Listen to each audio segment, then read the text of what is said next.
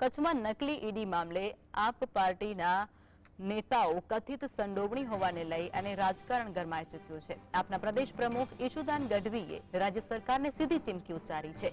ઈશુદાન ગઢવીએ ચીમકી ઉચ્ચારી અને કહ્યું છે કે આપના નેતાઓ પર ખોટા કેસ થશે તો ગુજરાતમાં કોઈ પણ સ્થળે મુખ્યમંત્રીના કાર્યક્રમ થવા દઈશું નહીં।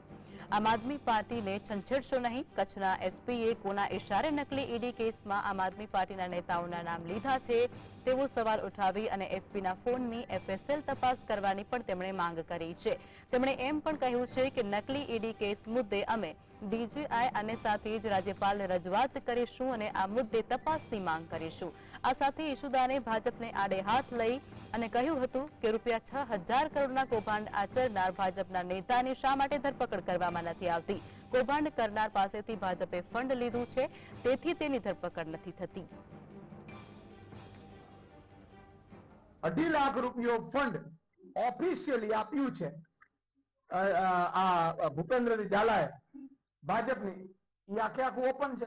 અમારા નેતાઓ ઉપર હવે કોઈ પણ ખોટી ફરિયાદ થઈ તો અહીંથી હું આમ આદમીના પ્રદેશ અધ્યક્ષ તરીકે જાહેરાત કરું છું કે કોઈ પણ સીએમ નો કાર્યક્રમ, કોઈ પણ મંત્રીનો કાર્યક્રમ નહીં થવાનો। તમે એમ ધારો છો કે અમારા નેતાઓને તમે પોલીસ થ્રુ હેરાન કરશો।